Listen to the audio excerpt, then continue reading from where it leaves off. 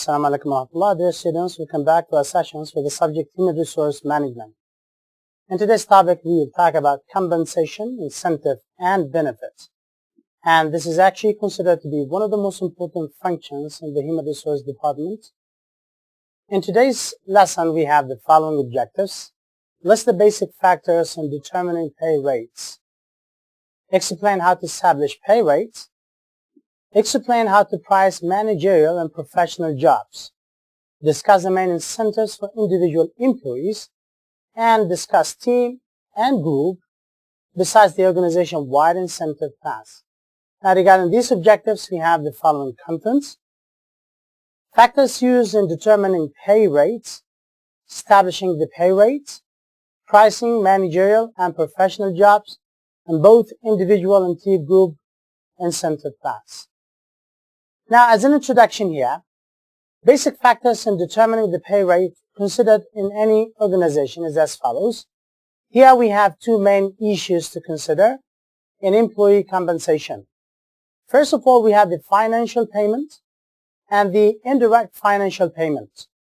And accordingly, companies may vary in terms of the system they adopt and use in their organizations based on the level of the work, the nature of the work itself, the size of the company, the financial capability, etc. But at the end, they have to consider both direct and indirect financial payments. Now, before we start, it's very important to link the strategy of the company, human resource management, to be linked to the overall corporate objectives. Because at the end, compensation is the result of what the employee do. So in order to achieve the organization's objectives, we rely on the employee's skills and competencies. So there must be some kind of a link between both of them. And this comes in terms of the policies and the system adopted by the company in designing the compensation system. So that's why we talk about competitive strategy, corporate policies, and compensation. This must be linked. So that's why we refer to it as aligned reward strategy.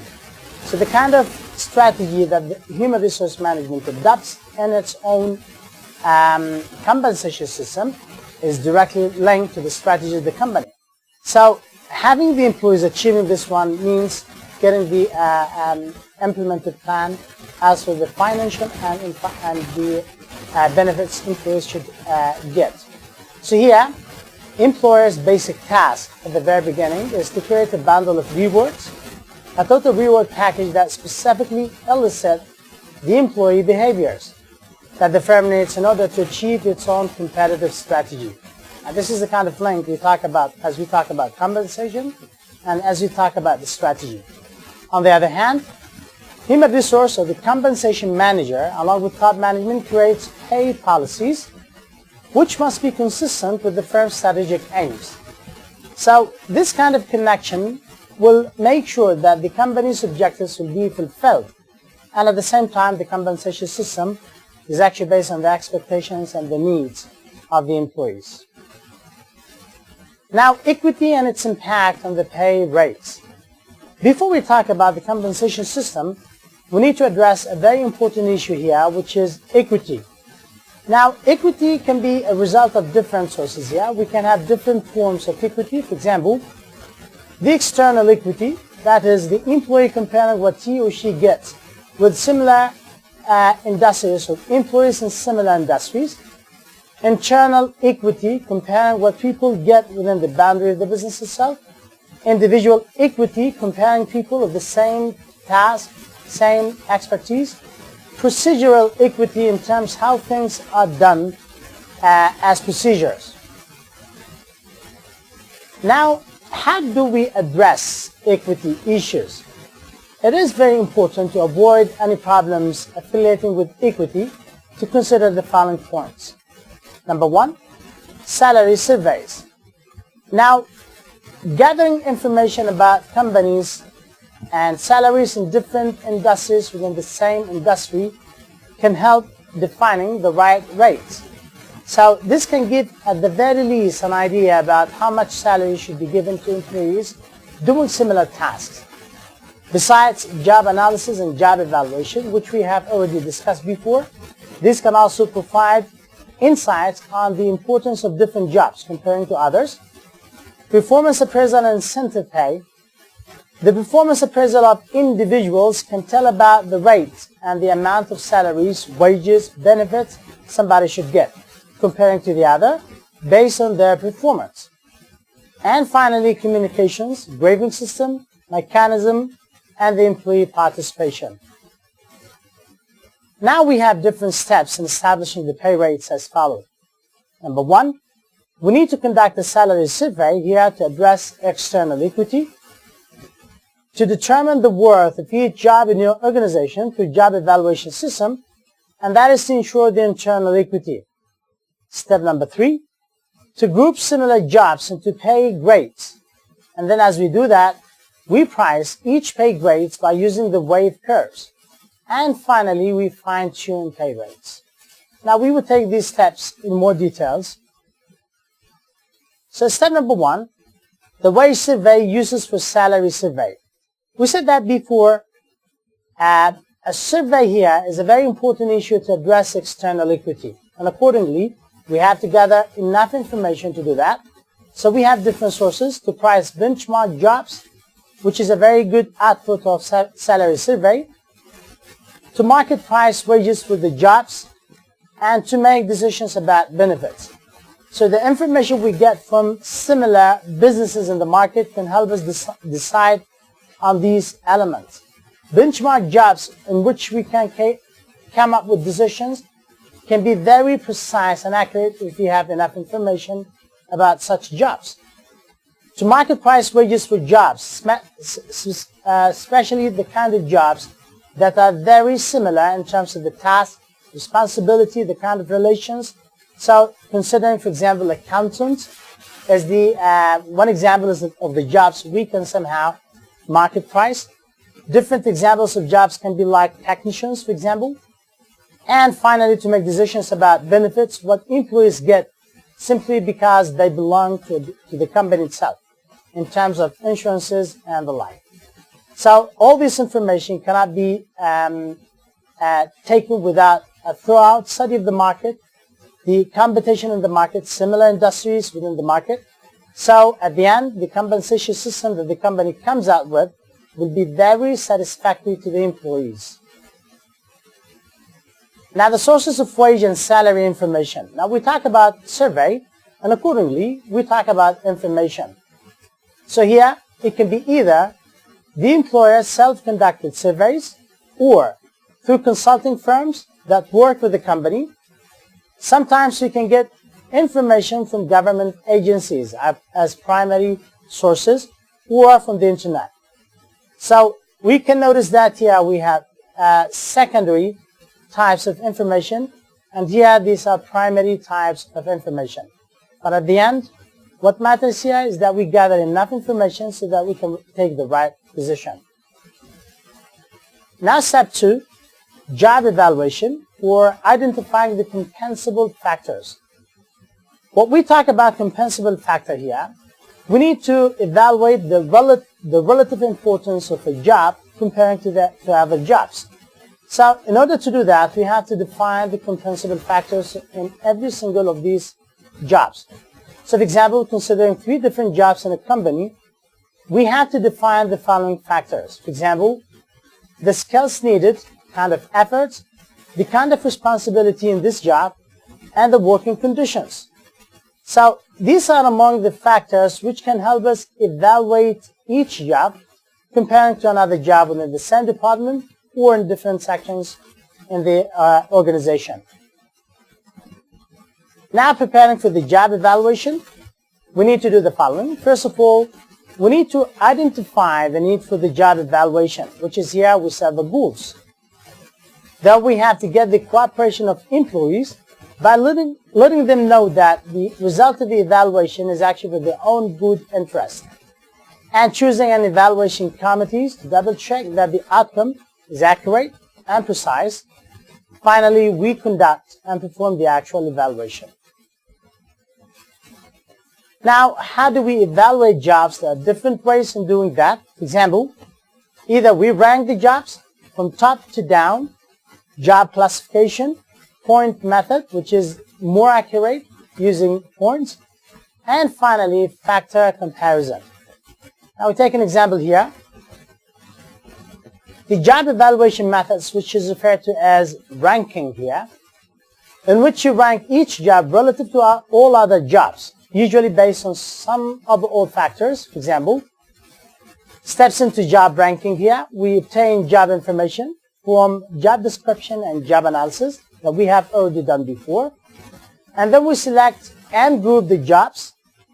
We select compensable factors to which we can compare these different jobs. And then we rank jobs. As we rank the jobs according to the importance based on the compensable factors, we finally combine ratings. Here's an example of such kind of ranking. So the ranking order according to the compensable factors. So we have the office manager. Now the annually pay scale is $43,000. Chief nurse, bookkeeper. Now as we drop down, we notice that the amount of salary being given to those employees will also reduce. And the reason why we do that is because of the compensable factor that each of these jobs usually includes. Now the second step here in evaluating job is referred to as job classification. Now raters categorizes jobs into groups or classes or jobs that are of roughly the same value for pay purposes. So this goes into either a class or grades. For example, as you saw it with classes, contains similar jobs like administrative assistants or secretaries in all departments. Now the kind of jobs being done by those employees will be somehow similar in this regards of the department. Or sometimes we classify based on the grades. For example here, these are jobs similar in difficulty but otherwise different. For example, mechanics, welder, electricians and machinists. Now those are actually doing different tasks, but in terms of difficulty here, they're actually the same. And accordingly, we can gather all these kind of jobs in one grade and consider to give this grade some kind of points. So jobs are classed by the amount or level of compensable factors they contain, either in terms of difficulties, in terms of importance, relation, task needed, effort, work conditions, etc. Now the point method, this is another way in evaluating the jobs, which is way more accurate than the others. Here we use a quantitative technique that involves the following. For example, identifying the degree to which each compensable factor does exist in that job, awarding points to each degree of each factor, and finally we calculate the number of points. So calculating the total point value for the job by adding up the corresponding points for each factor. Step number 3, group similar jobs into pay grades. As we talk about similar job into pay grades here, we refer to the jobs that may have similar conditions, work conditions, task, responsibility. So these are the kind of compensable factor that we may use. So we can use either the point method, ranking method, or the classification method as we discussed. And then we move to step number 4. We price each pay grade on the wage curve. Now this is important for the following reason. Now that shows the pay rate paid for the job in each pay grade relative to the points or rankings assigned to each job. As we will take inshallah, an example below, shows the relationships between the value of the jobs as determined by one of the job evaluation methods and the current average pay rates for your grades. So by this, it gives an idea to what extent this current job is being evaluated in a correct manner. Now here's an example, plotting a wage curve. If you are considering this the average pay rate, and these are the points, you notice that the more points going upward there, the more people get. So now here we have different points that are going thisward, this direction, based on the compensable factor that we have discussed before. And that is why the number of points, for example, that a guard may have here will not be the same as those the manager may have. a technician, an engineer. So the number of compensable factor will define the amount of money somebody should get at the end.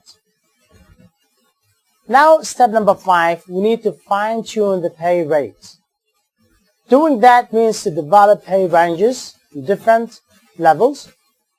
And that is actually very important because sometimes it can be a little bit difficult to take decisions as to whether you have to mold the employees a little bit more or to let them stay here longer, providing him just more benefits. So importance here is that flexibility in meeting external job market rates. So to be similar or even to go and lead the kind of prices in the market. Easier for employees to move into higher pay grades. And of course allows for rewarding performance differences and seniority within the same grades.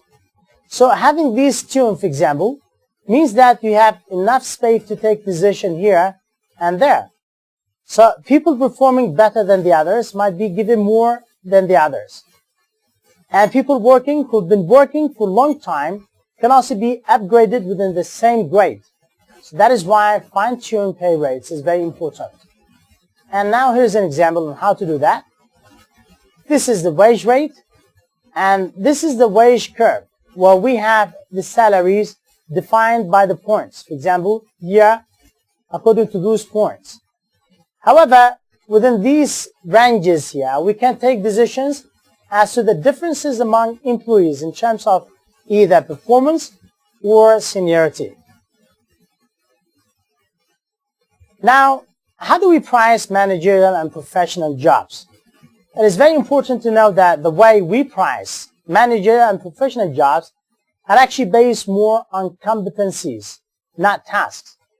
So that is why we have to pay some kind of attention here, compensating executive and managers. So we have the base pay, short-term incentives, long-term incentives, and executive benefits and perks, which are kind of unique benefits given to the top management and executive managers. So what do we mean by incentives? Incentives here are financial rewards paid to workers whose production exceeds a predetermined standard. So this is only for those high performers. That's why we refer to them as incentives. Now, the one who supports such kind of system to be adopted within the compensation system was first by Frederick Taylor. Here, this kind of scientific management who used the financial incentives in the late 1800s, considering that people work harder and more, okay, by the money or by the more they are given, the more they do, the more they perform. And accordingly, this scientific management outcome focuses more on such kind of motivation that is based on monetary motivation. While other schools of thought criticize such kind of concepts, but still this can somehow work with some types of businesses, especially these kind of businesses that are based on orders, not permanent kind of jobs. Now, the employer preference for non-cash incentives here. We talked before that we have different kind of incentives, and these incentives are not necessarily always financial. For example here, employer preferences for non-cash incentives can be as follows. For example, 4% for electronics, or it can be 10% season tickets to your favorite entertainment venue. And as we go upward, we notice that there are differences. Here, 40% is a trip to a destination of your choice. Now, such kind of preferences may vary from one place to another, from a country to another, from different culture to another, of course. Now, motivation incentives here. Now, we talk about incentives as a mechanism to develop and motivate employees to work harder.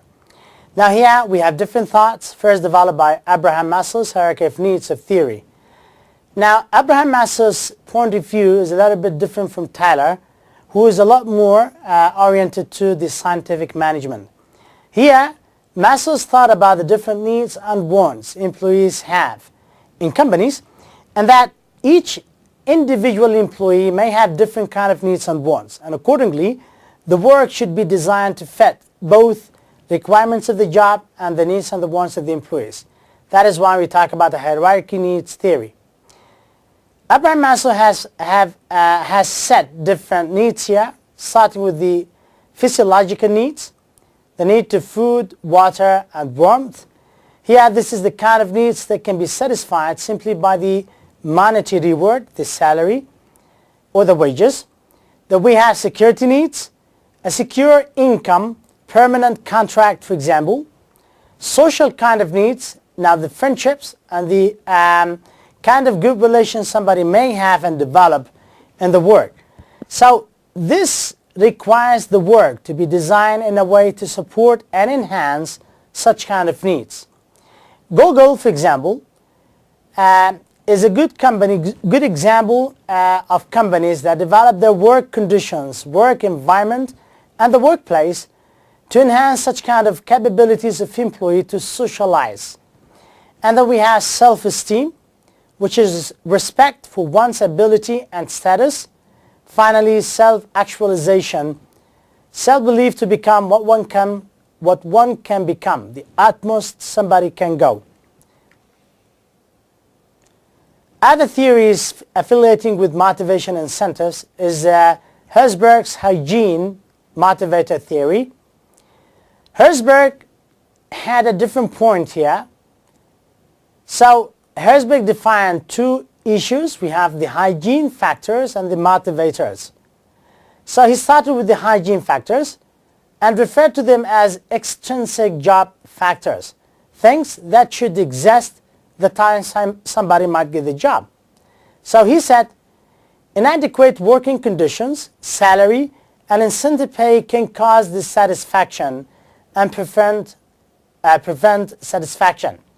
So the existence of these things are actually very important. So that's why we refer to them as hygiene. While the only things we can motivate employees are not these things, but they should be the following issues. So he referred to them as intrinsic job factors. For example, job enrichment, challenging the job, feedback and recognition, addresses high-level achievement self-actualization needs. So the status of the employee, the kind of achievement he or she may play can only be done by those kind of motivators. Now, the incentive plans regarding the individual, pay-for-performance plan. We have individual employee incentive plans, we have the team and group incentive plans, and we have the organization-wide incentive programs. So we take the first one, the individual incentive plans. Number one is the piece work plans, first adopted and somehow suggested by Taylor. The worker is paid a sum, which is called the piece rate, for each unit he or she produces. Now this unit can be, or this kind of sum of money can be either based on unit or can also be based on time. Now this is a straight piece work, and we also have standard hour plan, which is similar, but this is more adopted by surface industries. Like for example, lecturers teaching a course, so the number of hours will be calculated here. Now there are good advantages and disadvantages of the piece work. For example, they are easily understandable according to the unit of work or the number of hours, equitable and powerful incentives. On the other hand, the problems here, they can be quality problems. People will pay more attention to the quantity than they do to the quality. So these quality problems caused by one overriding output focus. Individual incentives as well, we have the merit pay, which is a permanent cumulative salary increase the firm awards to an individual employee based on his or her individual performance. However, the disadvantages here is that it costs the company a lot in the long run. So if you consider that we have different employees having such kind of incentive, in the long run, the fixed cost the company incurs will be very huge. And that is why we have merit pay option, which is another option to do that. That is the annual lump sum merit raises that do not make the raise part of the employee's base salary. Rather, it is based on the productivity. So merit awards tied to both the individual and the organizational performance. So companies here are selling the safe side should the sales, for example, drop for some reasons. So rewards are actually based on the productivity, and that we don't have fixed cost. So that is why merit pay option like annual lump or the annual lump sum is quite suggested and followed by so many organizations in today's business. We also have the recognition-based awards. So recognition has a positive impact on performance, considering higher needs of individuals, either alone or in conjunction with financial rewards, together with financial rewards. Now here we have day-to-day recognition from supervisors, peers, and team members could also be very important in evaluating and exerting the good performance. How do we do it? We use recognition in the following issues: social recognitions, performance feedback by top management or the direct supervisor. Then we have team or group incentive plans. Now this works better if you have a company that adopts teamwork, especially manufacturing industries.